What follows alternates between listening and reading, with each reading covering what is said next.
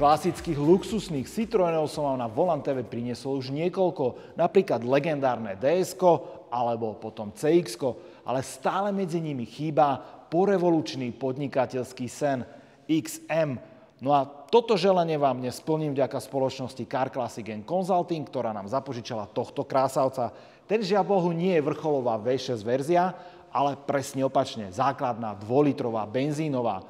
Na jednej strane Škoda, na druhej to ale dobre, aspoň sa pozrieme, kde to XM-ko vlastne začínalo. Zvedaví? Sledujte ďalej. Podľa tohto krabicoidného dizajnu s ostrými rysmi by ste možno správne tipovali, že XM-ko pochádza niekde z 80-tok a máte pravdu. Vyrábalo sa totižto od 89. až do roku 2000. V 94. prišiel facelift, ktorý poznáme ako fáza 2. No a ak v tomto aute vidíte niektoré linky alebo znaky z legendárnej Škody Favorit, tak nie ste úplne vedľa, pretože obidve autá kreslil Bertone. Spomenul som fázu 2 a teda logicky to predtým bola fáza 1. Možno sa to nezdá, ale pred facelift a po facelift sa naozaj veľmi líšili. Jednak po technickej stránke a jednak po vizuálnej. Napríklad interiér vo fáze 2 je už úplne iný a ponáša sa na novodobú Xantiu, teda dizajn, ktorý vstúpil do 90-tok. Vedenie spoločnosti Citroën pri uvedení XM-ka veľmi dúfalo, že tento nový model nadviaže na predajné úspechy svojich predchodcov. Kým CX-ka sa predalo vyše 1,1 milióna kusov, tak toto ho malo ešte prekonať. Plán bol 160 000 kusov ročne. No ako to už väčšinou býva, tak tá realita je trošku odlišná od tých optimistických plánov, pretože celkovo za vyše 10 rokov existencie tohto auta sa ho predalo, a teraz sa podržte, len niečo cez 333 000 kusov, teda extrémne nízke číslo voči predchodcovi aj voči plánom. No a ak vás zaujíma, prečo XM-ko vo finále zlyhalo, tak príjmite moje pozvanie na jeho palubu, kde si s Tomášom Ďurišom rozoberieme tieto okolnosti. Ja viem, každý je generál po vojne, no a tu tých dôvodov je ďaleko viac, ako by ste si možno mysleli. Takže nech sa páči, ideme sa previesť. Kvalitná 5V30. Tá cena a ten výber. Pre moju lásku len to najlepšie. Tu mám vždy garanciu originálnych produktov. Dopraj aj ty svojej mašine len to najlepšie. Filtre a oleje.sk. Tak a vítajte na palube XM-ka. Mnohí z vás ste o tomto aute vedeli, ale nikdy ste sa v ňom neviezli, neviete, ako to vyzerá znútra, tak presne takto. Vedľa mňa sedí Tomáš Ďuriš z Car Classic & Consulting, takže vítam ťa opäť na Volant TV. Ďakujem pekne, pozdravujem všetkých. A ako ste už zvyknutí z videí s Tomášom, tak to počasie máme vždy veľmi zlé. A výnimka samozrejme nie je ani dnes, pretože som len prišiel suchou nohou. No a ako vidíte, tak už nám tu sneží, pretože toto natáčame v zime. Je dosť zima, je okolo 0 stupňov Celzia, preto aj to dnešné intro sme museli nakoniec, chtiac, nechtiac, natočiť vo vnútri. Neviem, ako ste na tom vy, čo sa týka dizajnu, ale Citroën si ide a išiel vždy svoju vlastnú ligu, pretože tie dizajny, či interiéru, exteriéru, tie si išiel podľa seba. Nezamenili ste si nikdy tieto auta s ničím, no a tento model je toho dôkazom. Ten prvý pre mňa to prekvapenie je, že to auto pôsobí ďaleko väčšie, ako v skutočnosti je. Čiže ono má 4,7 metra, ale keď pri ňom stojíš, a hlavne keď si do ňoho sadneš, tak normálne nestačíš sa diviť. Normálne som bol prekvapený, že takto navrhnutý, nadizajnovaný interiér, takto veľkopriestorový, tak to ja si nepamätám, že ktoré iné auto ma prekvapilo. Ja mám úplne že vystreté nohy, vzadu mám toľko miesta, že by som tam sadol za seba. A to naozaj, že to presklenie, čo robí vlastne súčasť toho tajomstva, tak len tomu dodáva tak akože na takom imidži priestranného auta, alebo taký pocit, taká vzdušnosť. Aj tá prístrojovka je vlastne sklosená smerom dopredu. No, že wow za mňa, ako, neviem, ty po rokoch, je to pre teba pekný Citroën, alebo to CX, čo sme ukazovali minulé, je také, že krajšie? Pre mňa v podstate obidva sú na jednej úrovni, čo sa týka nejakže obľúbenosti. Áno. Hlavne umocňuje to, že je to prvá generácia toto. Hej, že to je pred facelift. Tá fáza 1. Tá fáza 1 a ona má tú prístrojku tak viac ešte do tých rokov blížiacim sa k tomu CX-ku. Už tie novšie, taký by som asi ani nechcel, len kvôli tomu interiéru. To je interiéru. tak Xantia kvázi, také ako to už... To je, máš ten štvorramenný volant a tak ďalej. Áno, a to je ďalšia vec, že toto auto je plné zaujímavých detailov a jeden z nich je samozrejme jednoramenný volant, ktorý už potom zanikol. Ono to nebolo o tom, že by to ľudia nechceli alebo čo, ale už teda bol štandard airbag, takže tu asi nebolo vtedy kam dať. Dnes už by to asi problém nebol, ale v tej dobe to vyriešili jedine tak, že dali taký ten buclatý volant, takže toto je ešte taký nádych tej klasiky. Ale nepôsobí na mňa ten interiér nejako ultra staro. Jediné, čo sa dá vyčítať tomuto autu, je použitie niektorých koncernových prepínačov, ale k tomu sa za chvíľku dostaneme, pretože v dobe, keď XM-ko bolo predstavené, tak Citroën už nebol samostatná značka. Už patril vlastne spolu s Peugeotom do koncernu. No a bol aj jeden koncernový brat, ktorý využíval rovnaké technológie a platformu, a to bolo Peugeot 605, vlajková loď Peugeotu v tej dobe. Áno, a z niektorých tých uhlov tak je vidno, že tie línie sú tam veľmi podobné. Určite áno, akurát veľký rozdiel je v tom, že vlastne 605 je klasický sedan. Áno. Toto je limuzína. Taký hatchbackoidná. Liftbackovo. Áno, tak akože aj toto bol jeden z dôvodov. A poďme si teda povedať, že prečo podľa teba zlyhalo toto auto? Prečo XM-ko sa predalo, že zlomok toho, čo bolo CX alebo DSK? Ono, ten optimizmus na začiatku tu bol oprávnený, pretože za prvý rok tie predaje a objednávky boli veľmi slušné. Mám taký dojem, že to bolo cez 100 000 kusov v 90. roku.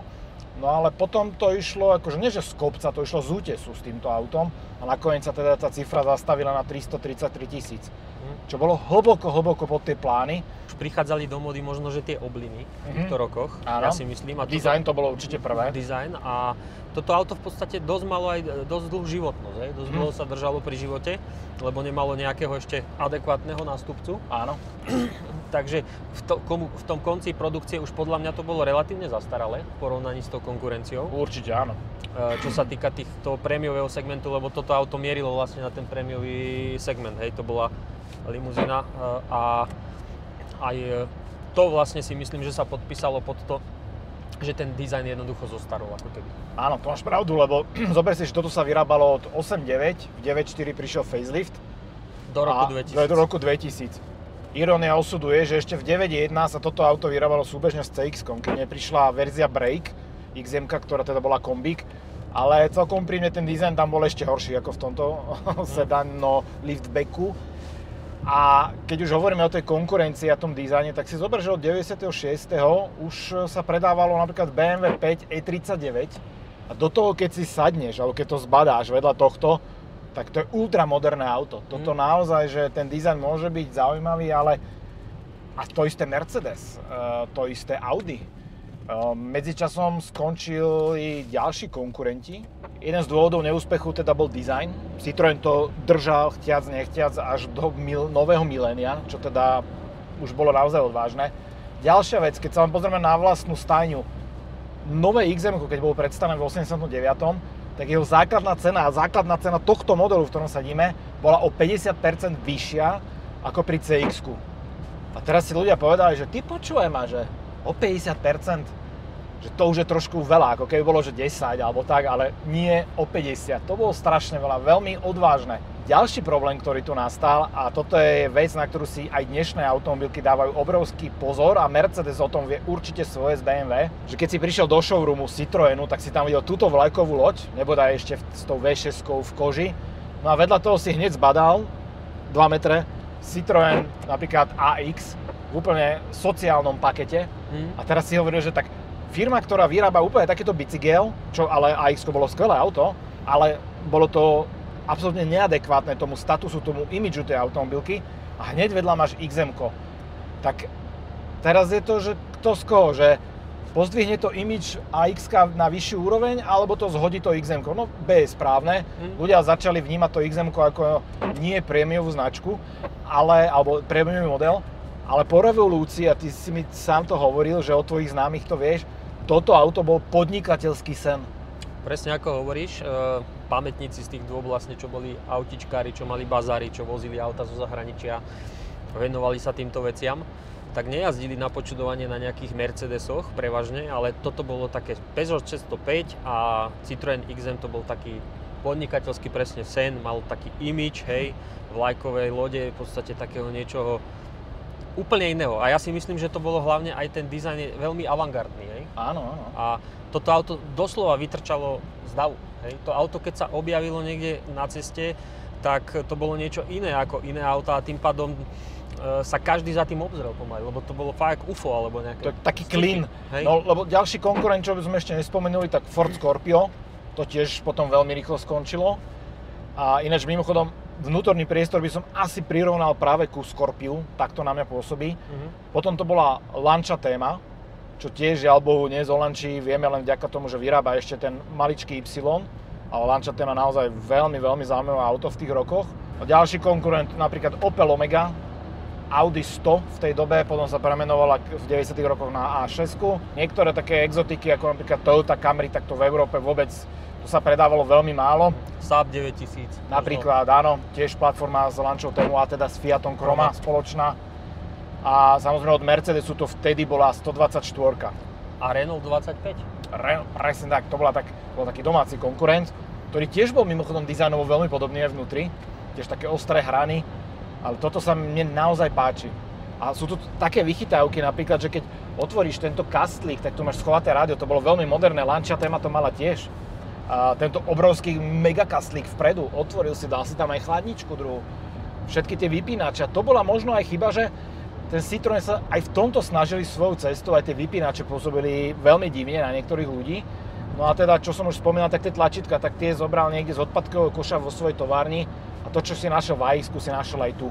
A to je väčší problém. A jeden asi z najväčších problémov, prečo toto auto sa ďalej nepresadilo a prečo to bol fail, hlavne za tú 50% zvýšenú cenu, to boli technické problémy. Citroëny boli známe najmä vďaka svojim podvozkom, tie sa volali v tomto prípade...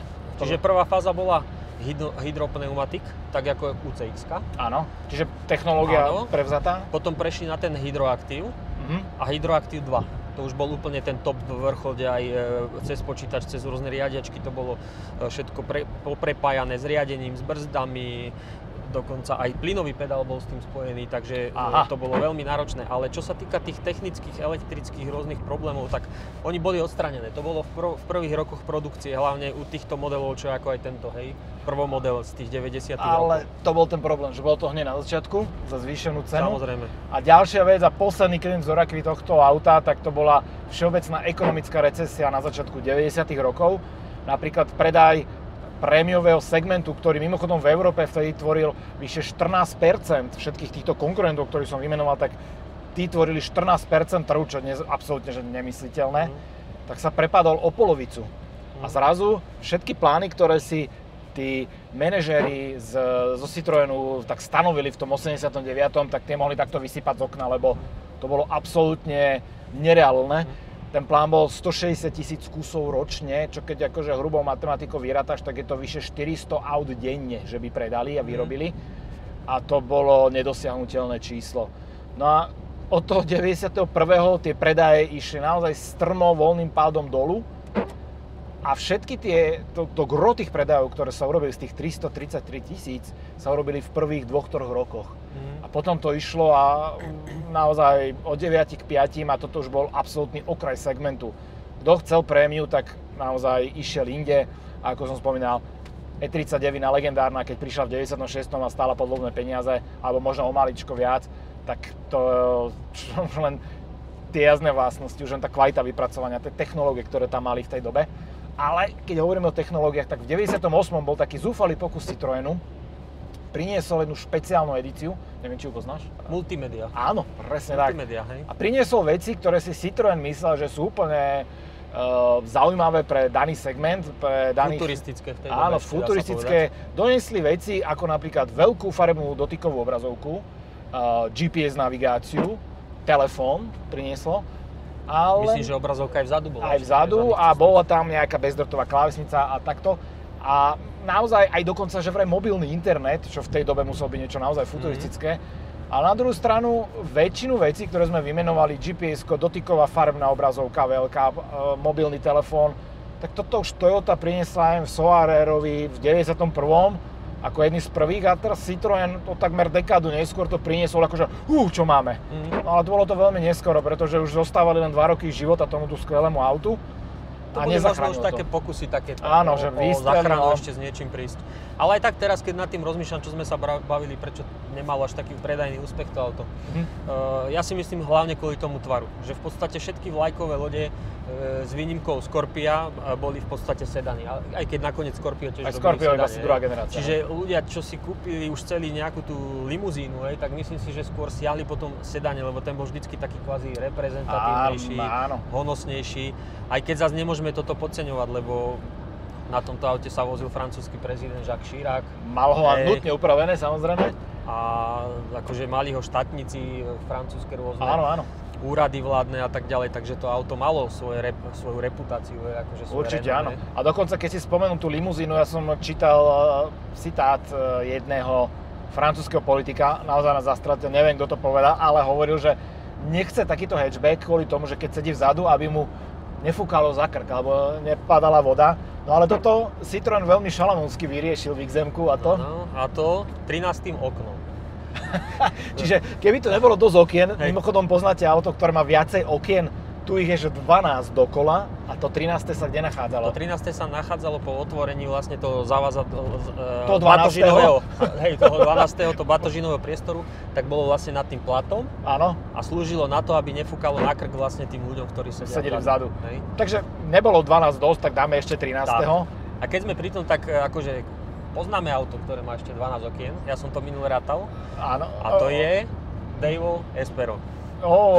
Áno, samozrejme bavíme sa o osobákoch, nie o tečkách od Volkswagenu, ale Espero naozaj tiež bolo tak podobne šláhnuté, čo sa týka tých okien, ale na druhú stranu, a to som už hovoril na začiatku, že vďaka tým oknám je to naozaj presvetlený interiér. Neviem, čo to spraví s bezpečnosťou, ale tých okien je tu, že naozaj veľa svetla prinášajú dnu.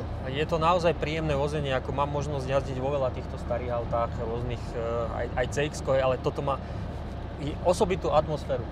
Teraz je síce upršaný deň, ale aj napriek tomu, že je vonku šero, tak tu je fakt naozaj svetlo. Ešte keby to malo strešné okno, vidíš, to okno sme ani nerátali. Keď má strešné, tak to má 14 okien. Hej, to je ďalšie, presne tak. Takže, no ale ešte sme jednu vec nespomenuli, že to auto možno sa predávalo, malo menšie neúspechy, ale aj napriek tomu to bolo vyhlásené za auto roka 1990. Tak a aj vďaka tomu možno tie predajné úspechy tých prvých 2 rokoch, 3 boli také vysoké a také dobré, že ľudia si povedali, že wow.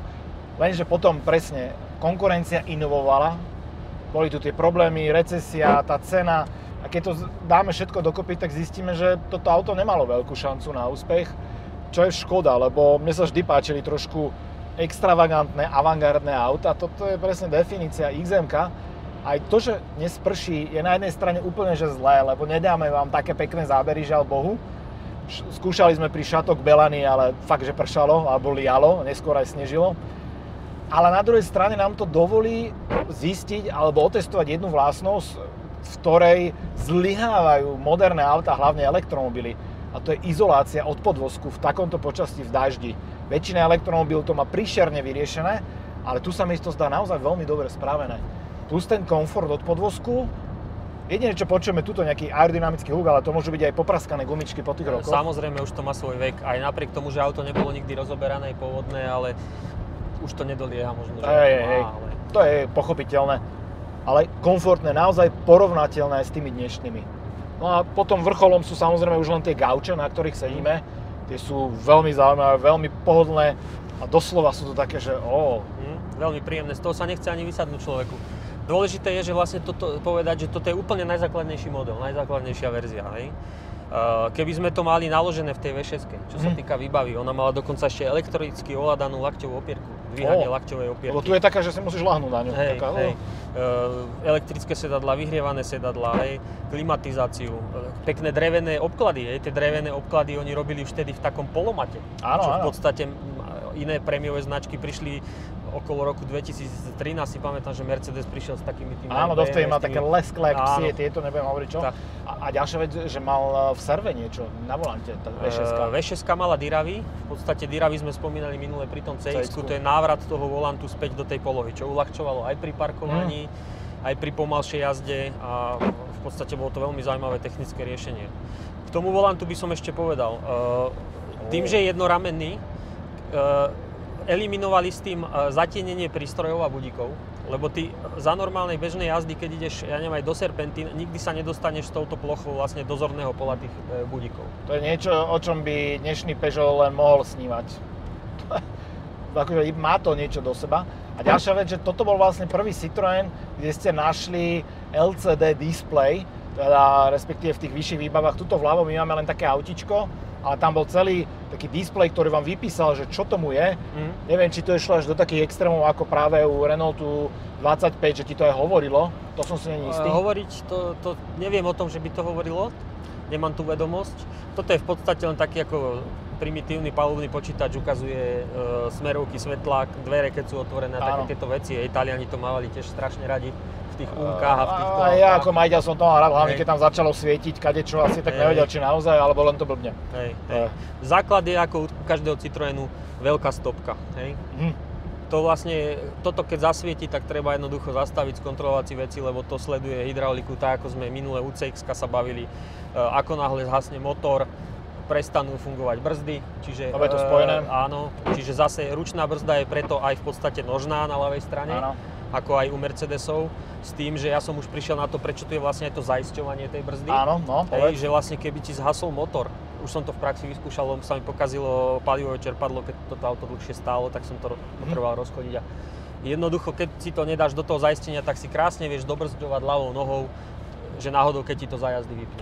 Čiže ideš ale čisto potom mechanika. Čisto mechanicky, áno, ale bezpečne v podstate zastavíš. Okay. Takže zase, ako som minule spomínal, tu musí byť 100% ručná brzda na tomto aute. Akým predchodcu sa teda predalo 1,2 milióna, tohto 333 000 a potom Citroën urobil ešte jeden pokus s C6, ktorú síce teasoval hneď po skončení výroby, ale dali do predaja až niekde okolo 2005.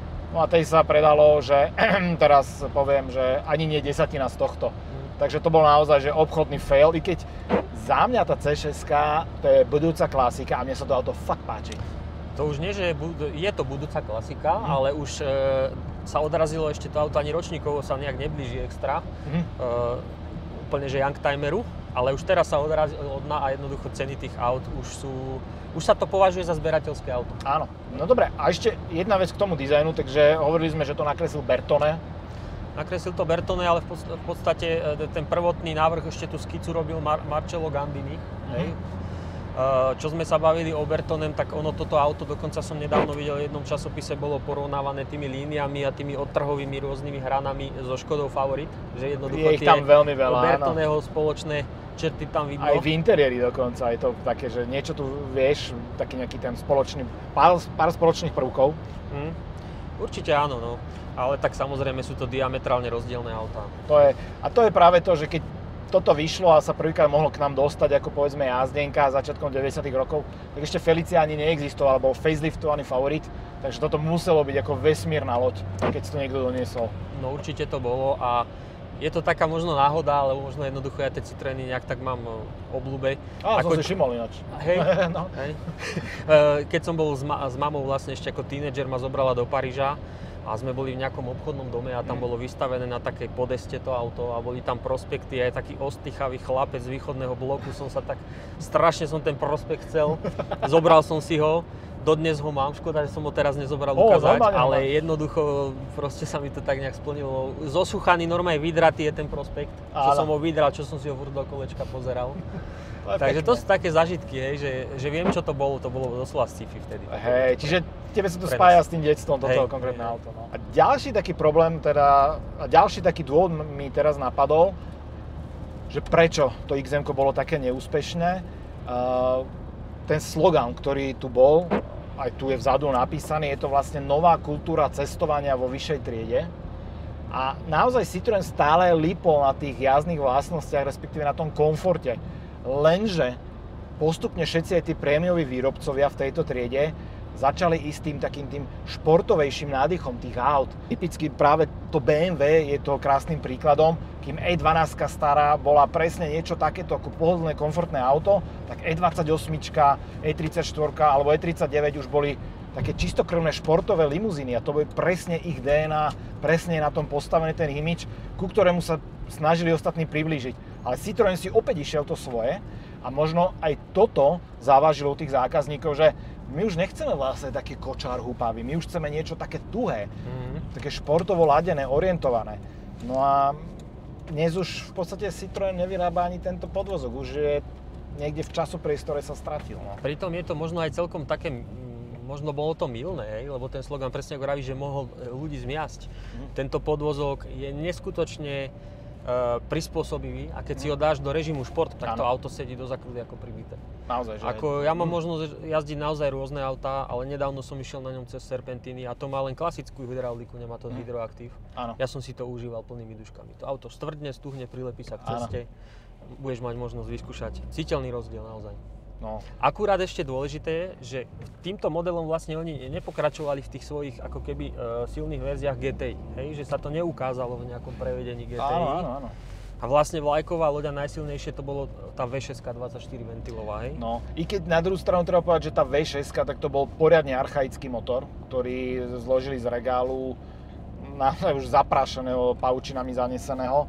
A aj výkonovo už tá konkurencia bola niekde úplne inde, čo sa týka tých V6, alebo teda R6 v prípade Mercedesu a BMW.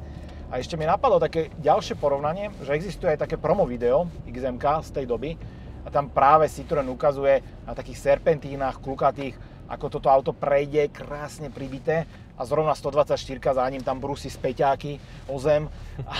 A vlastne týmto sa snažili ukázať, že to XM-ko stále podvozkovo stíha týmto a dokonca v niektorých momentoch aj lepšie. No dobre, to bolo toľko teoretického hodinového úvodu k Citroënu XM, ale teraz sa poďme baviť, že čo máme vlastne tu. Máme tu 2 liter, teda základnú pohonnú jednotku. Áno, 8 ventilový 2 liter. Ale so strekovaním, je to aj taký hrdý nápis na boku. Injection, áno. Lebo ja som bol šokovaný, keď som si robil prípravu na toto video, že existovala aj karburátorová verzia v tomto aute v tých rokoch. A to mi už akože dosť hlava neberie, že prečo. No ale koní tu máme koľko, lebo podľa verzie sa to líšilo od niekedy od 110 do nejakých 135 a my sme kde? My sme na tých základných 110 koní. 110 koní. S tým, že v podstate tento motor je 8 ventilová technika, hej? Čiže od spodu má lepší ťah. Áno, potom tam bol ešte 16 ventilový 2 liter benzínový. S turbom, hej? Ktorý mal označenie CT. No a potom tam boli v podstate tá V6, tam mala tiež nejaké 2 vývojové fázy a 2 dieselové motory. 2,1 a 2,5. Tie boli asi najpopulárnejšie v tých rokoch. Tam hlavne o tú spotrebu išlo pravdepodobne. Vtedy presne fičali tie dieselové motory, prišlo to taká ako novinka. Dnes je úplne iná situácia, benzín máme lacnejší ako diesel. Paradoxne, no. A na tomto húpavom aute, ktoré ťa nezvádza k nejakej dynamickej jazde, som schopný jazdiť aj za 6,5 litra. Takže wow, 6,5 litra. 6,5 litra som spravil. A ďalšia super vec na tomto motore je, že on sa nijako neprejavuje nejakým hlukom alebo nejakými vibráciami. Áno, je to len štvorvalec v úvodzovkách, ale akože veľmi príjemné. Naozaj, že veľmi, veľmi dobré. Ten cieľ bol urobiť toto auto naozaj také pričupené a urobiť kapotu takú čo najdlhšiu, najnižšiu a tomu museli byť samozrejme prispôsobené aj tie svetlá. A to je paradox tej doby, že my v Československu sme dokázali vyrobiť len také tie veľké lampy, tie hranaté a túto Citroën už v tom veku, alebo nebude Opel na kalibre, tak už dokázali robiť takéto svetielka. Alebo nejaké šošovkové svetlá. Áno. A tuto ale po pár rokoch sa stalo to, že toto veľmi, čo napredovali tie svetla, tak niektoré segmenty vnútri z plastu ako keby sa upotrebovali. Trošku zažltli, zatmavli. Áno, a prestalo to auto svietiť, takže dnes sa to repasuje vo veľkom, ak teda u tých ľudí, čo to majú. Prípadne som videl, že dávajú sa do toho xenóny. Xenóny, dokonca, čo som na forách čítal, tak sú zameniteľné za svetlomety už z toho faceliftového modelu. Čiže dá sa. Tam to už bolo vyriešené. Dobre. A väčšinou to ľudia povymieniali, aby mali lepšiu viditeľnosť. Jedna z ďalších vecí bola, že Citroën stále mal len v úvodzovkách predný náhon, aj keď vo svojej dobe to bolo veľmi moderné riešenie.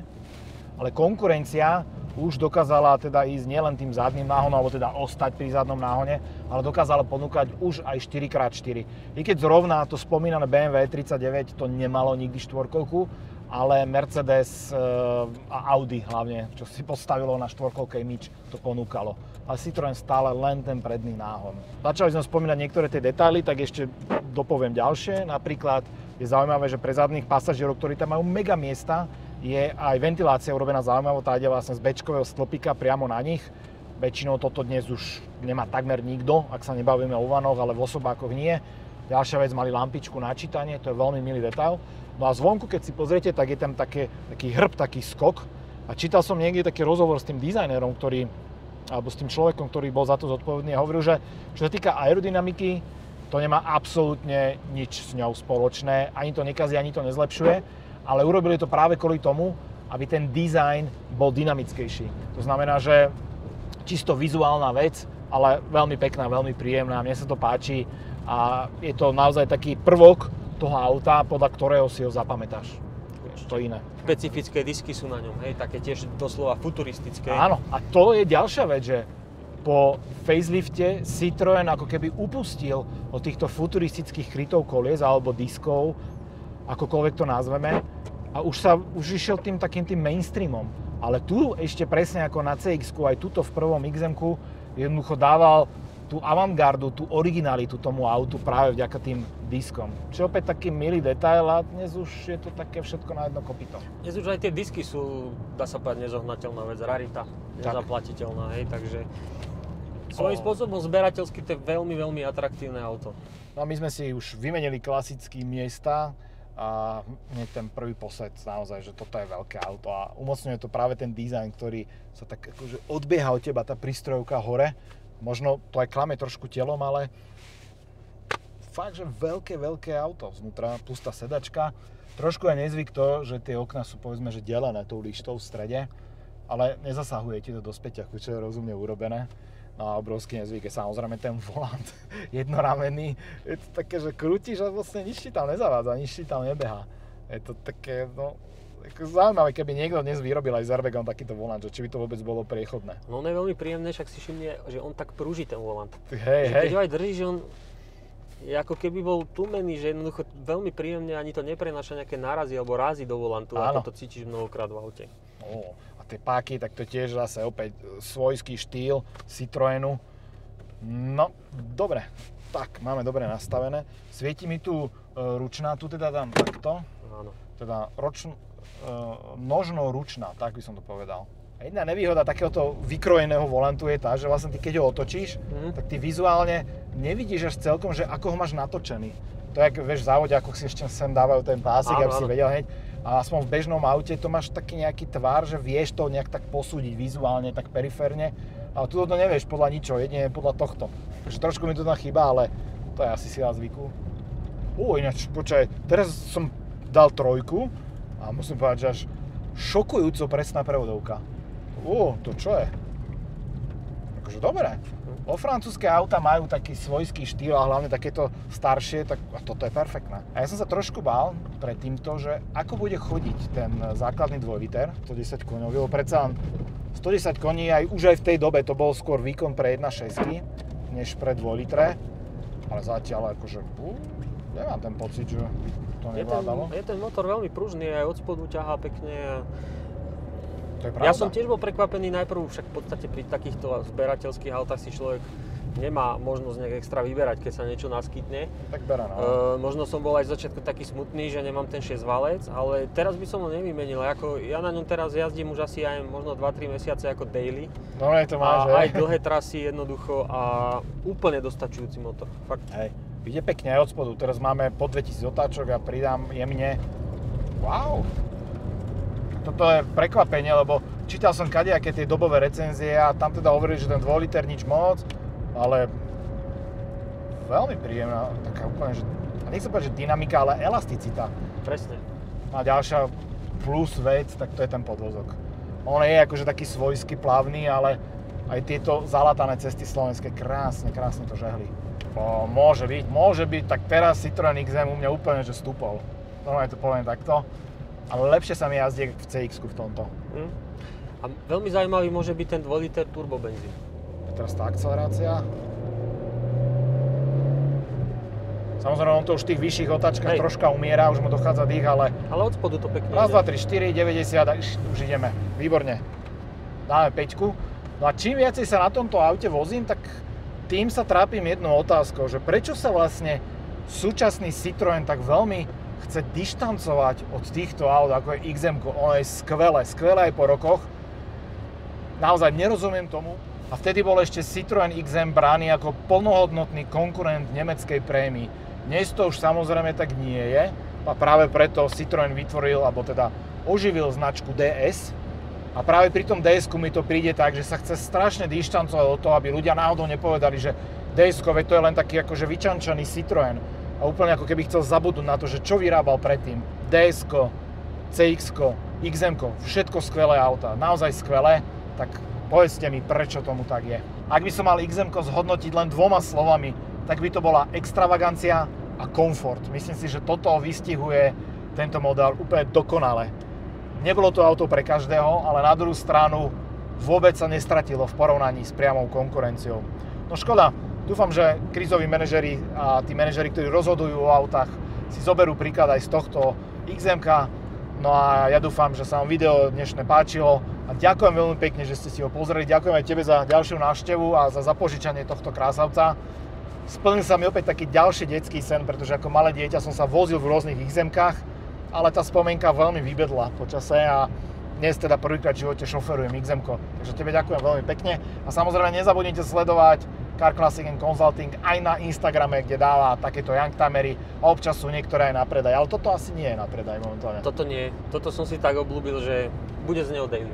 Tak, takže s touto myšlienkou sa lúčime. Ak máte akékoľvek otázky ohľadne auta alebo na Tomáša, píšte ich dolu pod video. A samozrejme pozrite aj Instagram Volant TV, pretože fotky tohto auta tam dám. Čaute. Čaute.